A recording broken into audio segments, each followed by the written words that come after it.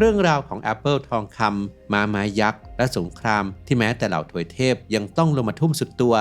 ทั้งหมดนี้คือเรื่องราวที่หลายคนน่าจะเคยได้ยินในตำนานสงครามกรุงทรอยกันมาบ้างแต่ทราบหรือไม่ครับว่ามหากาพย์ที่ฟังดูเหมือนกับเรื่องแต่งนี้มีเค้าโครงมาจากเมืองที่เคยมีอยู่จริงในประวัติศาสตร์คลิปนี้อับดุลไททูบจะพาทุกคนไปขุดค้นความจริงของกรุงทรอยเมืองที่ไม่ได้มีแค่ในปกรณำกรีกแต่คือมหานครที่ถูกทำลายและสร้างทับซ้อนกันถึง9ครั้งคลิปนี้เราจะมาไขปริศนากันครับว่าทำไมซากปรักหักพังของเมืองเดียวถึงเป็นกุญแจสำคัญที่เชื่อมโยงเอเชียกับยุโรปเป็นจุดกำเนิดบรรพบุรุษชาวโรมันและหาคำตอบครับว่าอะไรคือความจริงที่ซ่อนอยู่เบื้องหลังม้าไม้และกำแพงที่ไม่มีวันถูกทำลายตำนานปกรณำกรีกที่ยิ่งใหญ่นั้นร้อยเรียงเข้ากับประวัติศาสตร์จริงๆได้อย่างไรไปค้นหาคำตอบกันเลยครับข้อมูลทางโภชนาการชี้ว่าการเสริมโอเมก้า 3 เพื่อสนับสนุนการทำงานของสมองควรรับประทานต่อเนื่อง 1-6 เดือนเพื่อรักษาระดับ DHA และ EPA ในร่างกายให้เหมาะสม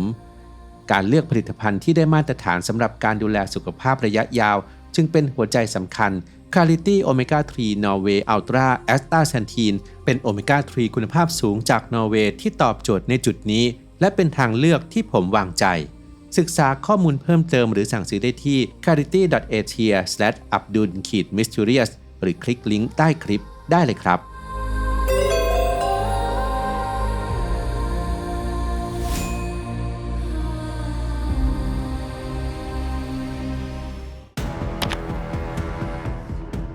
นานมาแล้วในงานวิวาห์ของพิลิอุสกษัตริย์แห่งฟิเทียและเททิสนางพรายทะเลผู้งดงามเหล่าทวยเทพจากโอลิมปัสต่างก็ได้รับเชิญมางานมงคลครั้งนี้เว้นแต่เพียงเอริสเทพีแห่งการวิวาทด้วยความโกรธที่ไม่ได้รับเชิญนางจึงโยนแอปเปิลทองคำที่มีจารึกข้อความว่าแด่ผู้ที่งดงามที่สุดและมี3เทพีที่แย่งแอปเปิลผลนั้นคือเฮราราชินีแห่งโอลิมปัสอาทินาเทพีแห่งสงครามและปัญญาและอัฟโรไดต์เทพีแห่งความงามและความรักซุสราชาแห่งโอลิมปัสมอบหมายให้เด็กหนุ่มเลี้ยงแกะชื่อปาริสเป็นคนตัดสินปาริสอาศัยอยู่บนภูเขาไอดาใกล้กับกรุงทรอยซึ่งเฮราก็ติดสินบนปาริสว่าจะให้เขาได้เป็นราชาครองดินแดนในยุโรปและเอเชียอาทินาเสนอว่าจะมอบปัญญาและความเก่งกาจในการรบให้ส่วนอัฟโรไดต์ก็สัญญาว่าจะให้เขาได้ครอบครองหญิงที่งดงามที่สุดในปฐพีปาริสจึงมอบแอปเปิลทองคำให้อัฟโรไดต์ต่อมาปาริสรู้ว่าเขาเป็นโอรสของกษัตริย์ไพรอัมและได้กลายเป็นเจ้าชายกรุงทรอยเขาจึงออกเดินเรือไปยังกรุงสปาร์ตาและพบกับเฮเลนพระมเหสีของเมเนลิอุสกษัตริย์แห่งกรุงสปาร์ตาซึ่งเป็นหญิงที่งดงามที่สุดในปฐพีด้วยความช่วยเหลือของอัฟโรไดต์ปาริสจึงพาเฮเลนกลับไปยังทรอยได้สำเร็จจึงเป็นชนวนเหตุของสงครามทรอยบรรดากษัตริย์จากดินแดนกรีกยกทัพมายังกรุงทรอยโดยมีอากาเมมนอนพี่ชายของเมเนลิอุสเป็นผู้นำทัพอัฟโรไดต์สนับสนุนฝั่งทรอยส่วนเฮรากับอาทินายังแค้นที่ไม่ได้รับให้เป็นเทพีที่งดงามที่สุดพวกนางจึงเลือกสนับสนุนฝั่งกรีก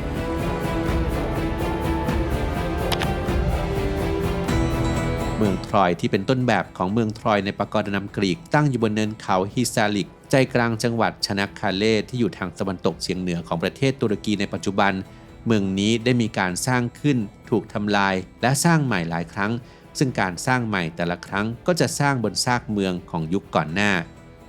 ทรอยแห่งแรกสร้างขึ้นเมื่อประมาณ 3,000 ปีก่อนคริสตกาลซึ่งอยู่ในช่วงเริ่มต้นของยุคทองแดงซึ่งยังคงเป็นเพียงป้อมปราการขนาดเล็กที่อยู่บนเนินเขาฮิซาลิกและมีกำแพงเมืองล้อมรอบ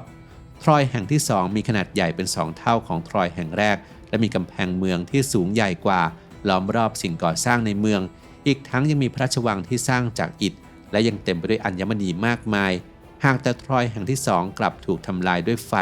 จึงเป็นเหตุให้ทรอยแห่งที่3แห่งที่4และแห่งที่5มีป้อมปราการที่แข็งแกร่งกว่าทรอยในอดีตแต่บ้านเรือนภายในกำแพงเมืองเล็กกว่าและอยู่ใกล้ชิดกันมากกว่าและยังมีการค้นพบเครื่องปั้นดินเผาจากอารยธรรมมิโนอันบนเกาะคริตซึ่งเป็นหลักฐานว่าชาวโทรจันได้มีการติดต่อกับดินแดนภายนอกด้วย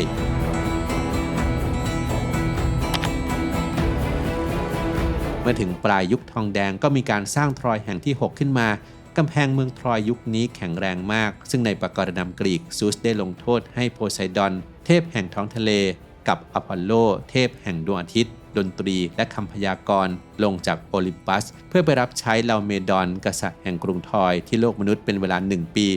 เทพทั้งสองได้สร้างกำแพงล้อมรอบเมืองทรอยขึ้นมาซึ่งเป็นกำแพงที่แข็งแรงและทนทานต่อการโจมตีแต่เมื่อสร้างกำแพงเสร็จกษัตริย์เลาเมดอนกลับตบัดสัตว์ไม่ยอมจ่ายค่าตอบแทนให้เทพทั้งสองโพไซดอนจึงส่งอสุรกายทะเลมาโจมตีชาวโทรจันส่วนอพอลโลส่งโรคระบาดมาที่กรุงทรอยเมื่อเวลาผ่านไปไพรอัมพระโอรสของกษัตริย์เลาเมดอนขึ้นปกครองเป็นกษัตริย์กรุงทรอยต่อจากบิดาและเกิดศึกสงครามขึ้นกษัตริย์ไพรอัมทรงมั่นพระทัยว่ากำแพงเมืองทรอยไม่มีวันถูกทำลายลงอย่างแน่นอน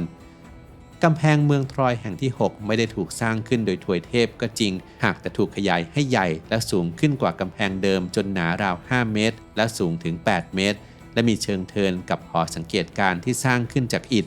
นักวิชาการจึงสันนิษฐานว่ากำแพงเมืองทรอยในยุคนี้อาจจะเป็นแรงบันดาลใจให้บทประพันธ์ของโฮเมอร์ที่กล่าวถึงกำแพงเมืองทรอยว่าแข็งแรงที่สุดจนไม่สามารถทำลายได้ในยุคนั้นทรอยถือว่าเป็นนครที่มั่งคั่งที่สุดแห่งหนึ่งเนื่องจากเมืองนี้ตั้งอยู่ที่ช่องแคบดาร์ดาเนลส์หรือช่องแคบเฮลเลสปอนเชื่อมระหว่างทะเลอีเจียนกับทะเลดำซึ่งเป็นเส้นทางการค้าและเส้นทางเดินเรือที่สำคัญที่สุดแห่งหนึ่งระหว่างเอเชียกับยุโรปและเป็นรัฐบริวารของจักรวรรดิฮิสไทซึ่งทรอยนั้นอยู่ไม่ไกลจากเมืองหลวงของฮิสไทอย่างฮัตตูซาหรือปัจจุบันคือเมืองโบกัสคอยที่ตุรกีถึงจะแข็งแกร่งเพียงใดแต่ทรอยแห่งที่ 6ก็ถูกทำลายจากเหตุแผ่นดินไหวที่เกิดขึ้นเมื่อราว 1,300 ปีก่อนคริสตกาล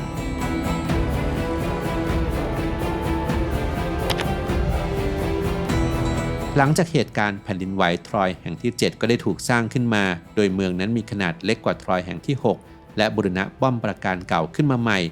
ทรอยแห่งที่ 7แบ่งออกเป็น2ยุคคือยุค 7A และยุค 7B ทรอยแห่งที่ 7A นั้นมีการสร้างสิ่งก่อสร้างใหม่บนซากเก่าที่ถูกทำลายจากแผ่นดินไหวจากยุคทรอยแห่งที่ 6โดยสิ่งก่อสร้างในยุคนี้ถูกสร้างให้อยู่ใกล้กันและมีป้อมปราการอย่างไรก็ตามทรอยแห่งที่ 7A ก็ล่มสลายลงเมื่อ 1,260 ปีก่อนคริสตกาลเพราะไฟไหม้ซึ่งพบหลักฐานเป็นซากโครงกระดูกมนุษย์ในแต่ละบ้านและตามถนน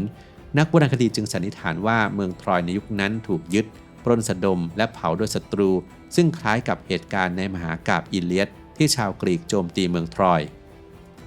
ทรอยแห่งที่ 7B ก็ถูกสร้างขึ้นมาโดยชาวโทรจันที่ยังเหลือรอดจากการถูกโจมตีในยุคก่อนหน้า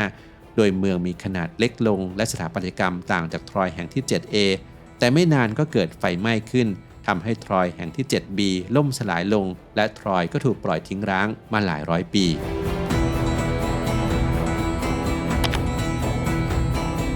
เวลาผ่านไปจนถึงประมาณ700ปีก่อนคริสตกาลชาวกรีกที่ย้ายถิ่นฐานมาที่เอเชียไมเนอร์ก็สร้างเมืองทรอยขึ้นมาใหม่ตรงที่ทรอยแห่งเดิมเคยตั้งอยู่และตั้งชื่อแบบกรีกว่าอีเลียนที่นี่ถือว่าเป็นทรอยแห่งที่ 8แต่เมื่อเวลาผ่านไปทรอยถูกชาวโรมันยึดและลูเซียสคาเนริอุสซัลลาแม่ทัพชาวโรมันก็ได้ฟื้นฟูทรอยขึ้นมาเมื่อ85ปีก่อนคริสตกาลทรอยแห่งนี้คือทรอยแห่งที่ 9ส่วนชื่อในภาษาโรมันคืออิลิอุมสิ่งก่อสร้างในเมืองนี้มีลักษณะแบบโรมันชาวโรมันยังเชื่อว่าชาวทรอยเป็นบรรพบุรุษของพวกเขาจากมหากาพย์เอเนอิดที่ประพันธ์โดยเวอร์จิลกวีชาวโรมันหลังจากการล่มสลายของเมืองทรอยเอเนียสเจ้าชายแห่งทรอยและเป็นโอรสของเทพีวีนัสก็เดินทางออกจากทรอยไปยังทิศตะวันตกจนถึงแม่น้ำไทเบอร์และตั้งถิ่นฐานที่ริมแม่น้ำแห่งนั้นในเวลาต่อมาโรมิลุสลูกหลานของเอเนียสก็ออกเดินทางและสร้างเมืองขึ้นมาใหม่คือกรุงโรมในรัชสมัยของจูเลียสซีซ่าและจักรพรรดิออกัสตัสทรอยแห่งที่ 9ได้มีการสร้างเมืองเพิ่มเติมหลายครั้งจักรพรรดิฮาดริอานุสได้โปรดให้สร้างโรงมหรสพโรงพละและโรงอาบน้ำขึ้นที่ทรอยส่วนจักรพรรดิคอนสแตนตินมีพระประสงค์จะสร้างเมืองหลวงใหม่ที่ทรอยอย่างไรก็ตามพระองค์ตัดสินพระทัยสร้างเมืองหลวงใหม่ห่างจากทรอยไปทางตะวันตกและตั้งชื่อเมืองว่าคอนสแตนติโนเปิลตามพระนามของพระองค์ซึ่งปัจจุบันคือเมืองอิสตันบูลประเทศตุรกี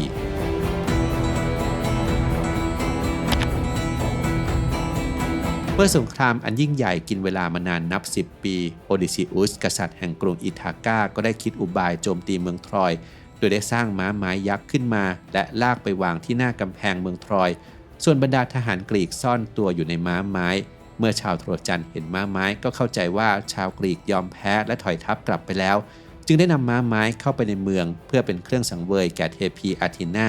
จนกระทั่งในเวลากลางคืนชาวกรีกก็ออกมาจากม้าไม้และโจมตีชาวโทรจันเมืองทรอยถูกเผาทำลายและถูกปล้นสะดมกษัตริย์ไพรอัมถูกสังหารผู้หญิงในราชวงศ์ถูกจับตัวไปเป็นเฉลยเอเนียสหนีออกจากเมืองได้ทันเวลาเมเนเลอุสพบเฮเลนและพานางกลับกรุงสปาร์ตากษัตริย์กรีกหลายคนกลับถึงบ้านอย่างปลอดภัยบางคนต้องกลอุบายและถูกสังหารส่วนบางคนต้องผจญภัยเป็นเวลานานกว่าจะกลับถึงบ้านม้าไม้น่าจะเป็นสิ่งที่หลายคนนึกถึงหากกล่าวถึงกรุงทรอยอย่างไรก็ตามกลยุทธ์ม้าไม้เป็นเพียงเรื่องเล่าเท่านั้นไม่มีหลักฐานแม้แต่ซากม้าไม้ปรากฏที่เมืองทรอยแต่เนื่องจากตำนานนี้โด่งดังมากในปี 1975 สถาปนิกชาวตุรกีได้สร้างม้าไม้ขึ้นมาจากไม้สนม้าไม้นี้มีความสูงถึง 12.5 เมตรและมันยังคงตั้งตระหง่านอยู่ที่จังหวัดชานักคาเล่อีกทั้งยังเป็นแลนด์มาร์คสำคัญของเมืองทรอยด้วยเมืองทรอยแม้จะยิ่งใหญ่เพียงใดแต่ในประการนำกรีกนั้นเมืองทรอยกลับต้องพบจุดจบอันน่าเศร้าและน่าสะพรึงกลัวส่วนเมืองทรอยในประวัติศาสตร์จริงๆท่าเรือที่เคยเป็นศูนย์กลางทางการค้าขายและแลกเปลี่ยนวัฒนธรรมของเอเชียไมเนอร์ก็อุดตันไปด้วยตะกอนและถูกทิ้งร้างมาเป็นเวลากว่า 1,500 ปีต่อมาในปี